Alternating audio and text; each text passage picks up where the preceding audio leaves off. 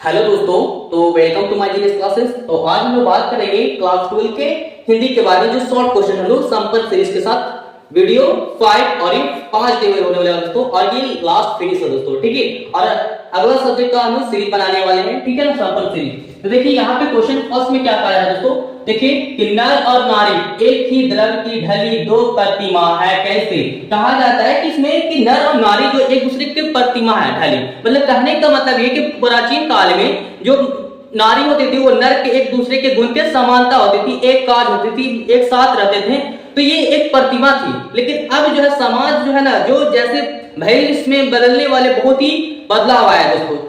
तो यहाँ पे देखा जाए तो नैतिक ताल में बहुत ही बदलाव आया है, जिसमें क्या होता है कि महिलाओं को घर में काम करने के लिए मिलता है और पुरुष घर से दूर होकर के काम करते हैं, ठीक है। तो इस तरीके से बताया गया है, ठीक है। अगला है सवाल नंबर 82 में कि हरचंदन कौन है, उसकी पहचान बतलाइए। तो हरचंदन एक छोटा बालक है, जो गवर्नमेंट सरकारी स्कूल का एक बालक है, जो बहुत गरीब रहता है और बहुत गरीब है। एक्चुअल में उसका कपड़ा जो है फटा फूटा सुथना कपड़ा पहने और वो गुण गाता है, ठीक है। और किसका गुण गाता है, तो नेताओं लोगों का गुण गाता है। समझ में आई बात को? तो बता देना है कि हरचंदन एक गरीब बालक है, जो सरकारी स्कूल का एक विद्यार्थी है ना, जो पढ़ता है सरकारी स्कूल में। समझ में आई बात को? देखो अगला क्या है 83 में कि बिटिया कहां कहां लोहा पहचान पाती है, मतलब कि ये प्यारे नगरी बेटे से लिया गया है ना। और इसमें बताया विनोद कुमार थुक्कल जी का लिखा हुआ।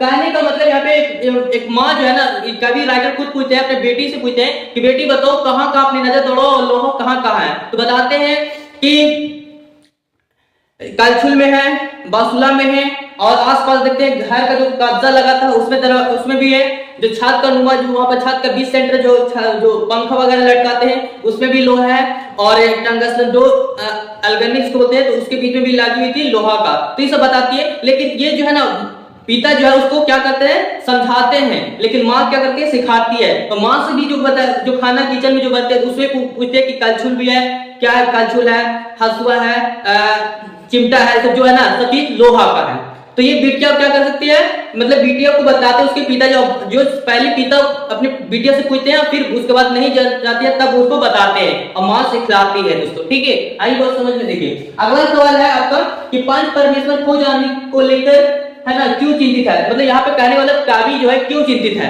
कहने का मतलब है कि पंच परमेश्वर मतलब पहले का लोगों का न्याय होता था, फैसला होता था, बैठक होती थी, तो लोगों का सटीक क्या होती थी दोस्तों, तब पूरा सटीक के साथ कोई एकदम सच्चाई जो हकीकत हो वो फैसला होती थी। लेकिन अब जो है पंच परमेश्वर खो गए। कवि कैसा मानना है, जो कहता है लूट मार किसी घुसखोरी पैसा की वजह से लोग झूठ बोले थे, तो इस तरीके से बताते हैं। कवि कैसा मानना है कि पंच परमेश्वर अब जो है ना अब खो गए हैं, पहले जैसा अब नहीं देखने को मिलते हैं, वो बात बताते हैं। कवि का मानना है, ठीक है।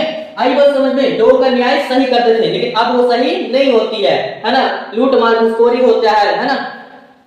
अगला क्या है, कहा गया 85 में कि नागरिक क्यों व्यस्त है, क्या उनके व्यस्त जायज है, मतलब नागरिक क्यों व्यस्त है, व्यस्त का मतलब खुशी उत्साह मनाने के लिए व्यस्त है, तो क्या उसका मनाना जायज है, तो बिल्कुल नहीं जायज है। क्यों? क्योंकि भाई उनको पता ही नहीं है कि भाई आखिरकार नेता लोग जो है जनता लोग को, आम पब्लिक को गलत क्या सूचना देता है, और जनता लोग सोचता है कि मेरा बात जो है ना नेता लोग का सही है, और फिर पूरा उत्साह मनाने लग रहा है। अरे भाई तुम जान तो लो कि भाई एक्चुअल में वास्तविक हुआ है क्या, आप पूरा व्यस्त है और खुशी मनाया जा रहा है भाई।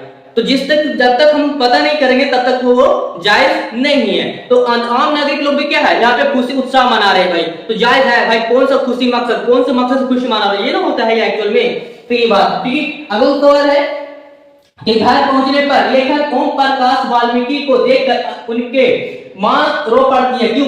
मतलब कहा गया है कि ओम प्रकाश वाल्मीकि जी जब उसकी माँ जब देखती है तो वैसा काम पहली बार उन्होंने किया था।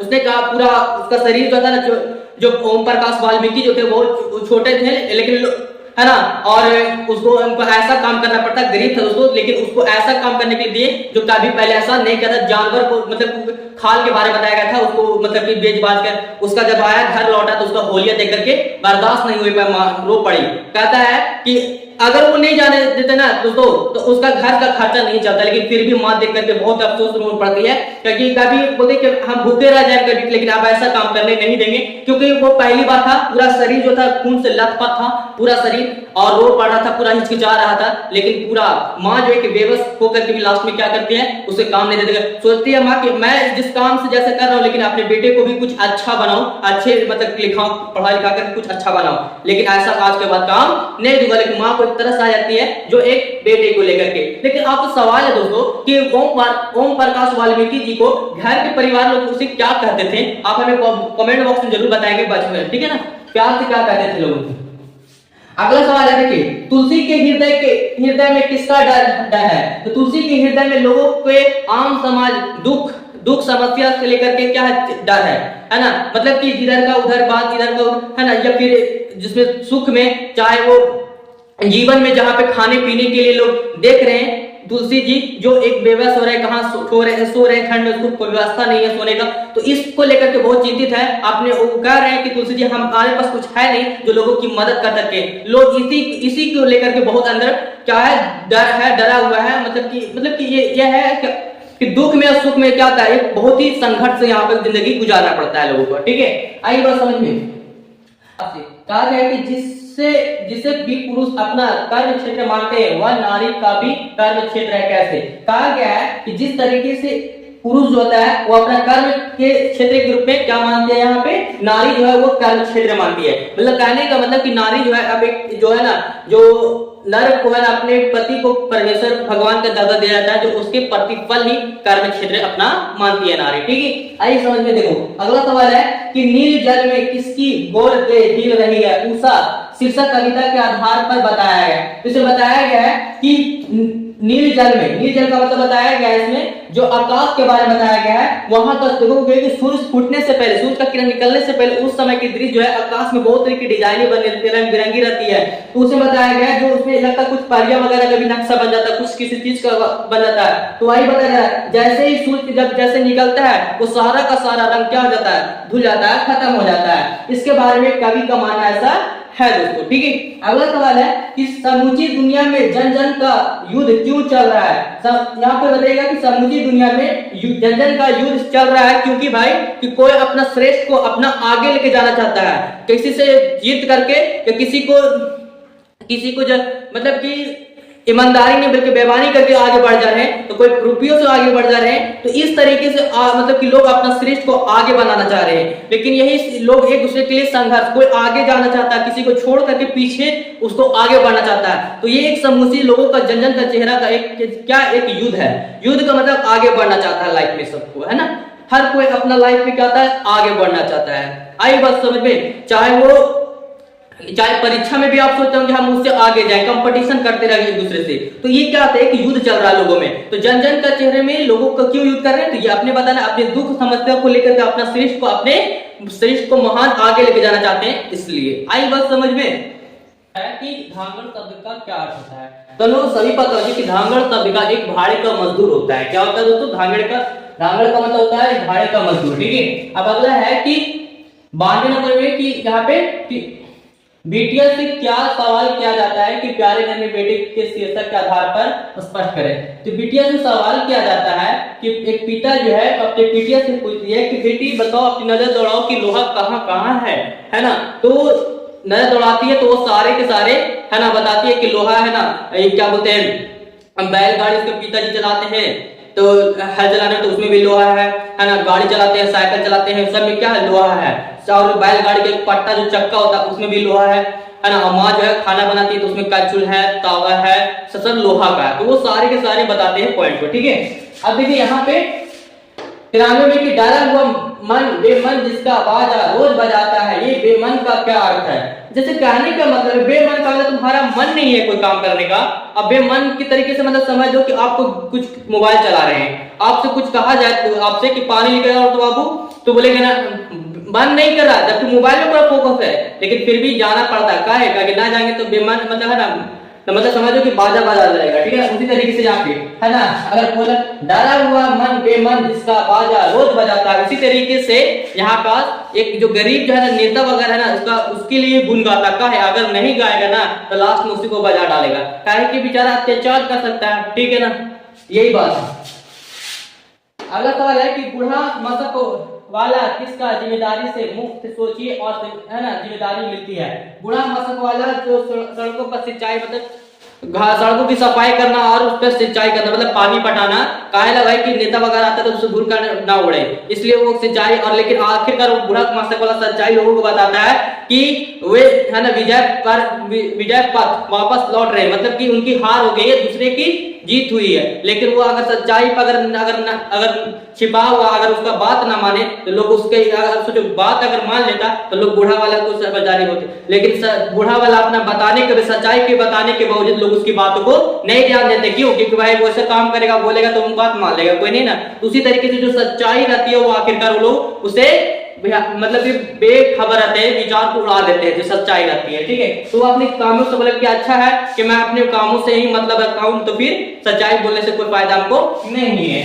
अगला सवाल है कि कवि के सितारे को भयानक क्यों कहा गया है? सितारा एक आम पब्लिक को कहा गया है कि जिसमें किसी पर अत्याचार हो रहा है और एक वक्त ऐसा आएगा जो एक क्या कर सकता है, जो उसके उल्टा ही क्या करता है, ताबड़तोड़ जवाब दे सकता है। समय बीतने के साथ जिसके हम किसी पर जुल्म करेंगे वही जुल्म व्यक्ति हम पे क्या कर सकता है, उल्टा अपोजिट कार्रवाई कर सकता है। आई बात समझ में? तो वही एक आम आदमी भी आपने जिंदगी काटने के साथ क्या करता है, वो हमसे उल्टा मतलब कि अपोजिट विरोध कर सकता है। ठीक है, अगला है कि एकांकी और नाटक में क्या अंतर है? तो एकांकी जो है और नाटक जो है जो अपने चरित्र जो समय के साथ दिखाया जाता है, इसमें देखो एकांकी है, एकांकी किसे कहेंगे तो जिसमें क्या है कि जो चरित्र जो अपने एक समय के साथ दिखाया जाता है उसे एकांकी कहते हैं, और जो है ना एक नाटक उसे कहते हैं जो एक क्या है कि अपना चरित्र दिखाने के लिए कोई समय निश्चित नहीं होता, कहीं पास भी दिखा सकता है वो नाटक। आई बात समझ में? इतना सिंपल लिखना है।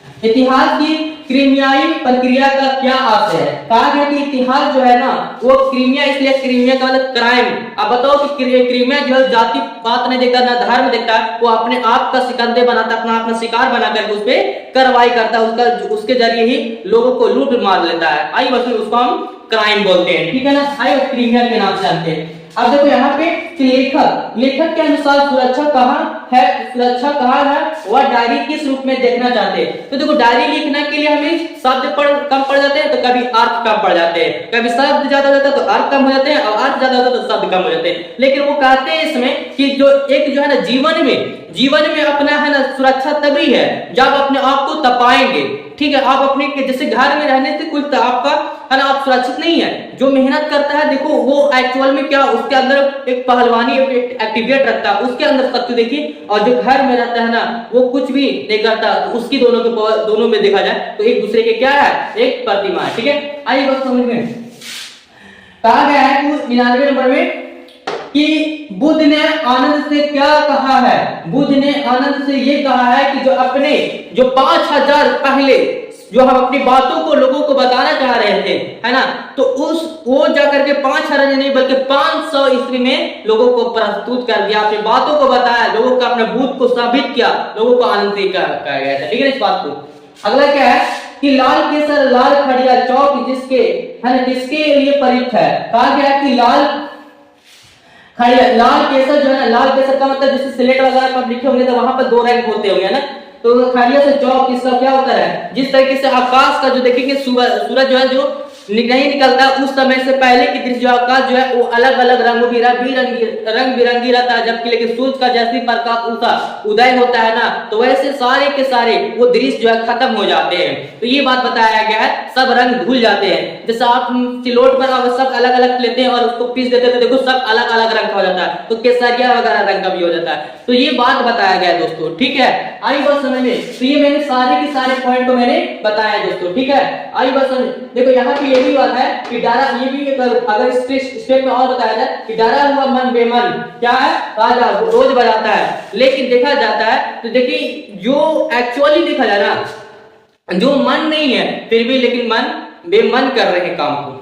आई बस समझ में? तो ये बात थी दोस्तों। ठीक है, तो मैंने सारे के सारे पॉइंट पर डिस्कशन किया दोस्तों। फिर भी कोई डाउट लगता है, कोई समस्या है लगता है तो हमें कमेंट बॉक्स में बताएं। अब दूसरी बात की बात है अपने दुख के बारे में, लोग एक दूसरे से डरा हुए हैं क्योंकि देखो हर एक दुख दर्द जो है ना, चाहे आज के जमाने में क्या होता है, स्टेटस वगैरह भी आप उसके जरिए ही लोगों को समझाया जा सकता है। कोई दुख अगर गम में है तो लोगों को बता, देखो कैसे स्टेटस लगता है दुख का, खुशी का रहेगा तो खुशी का माहौल होगा।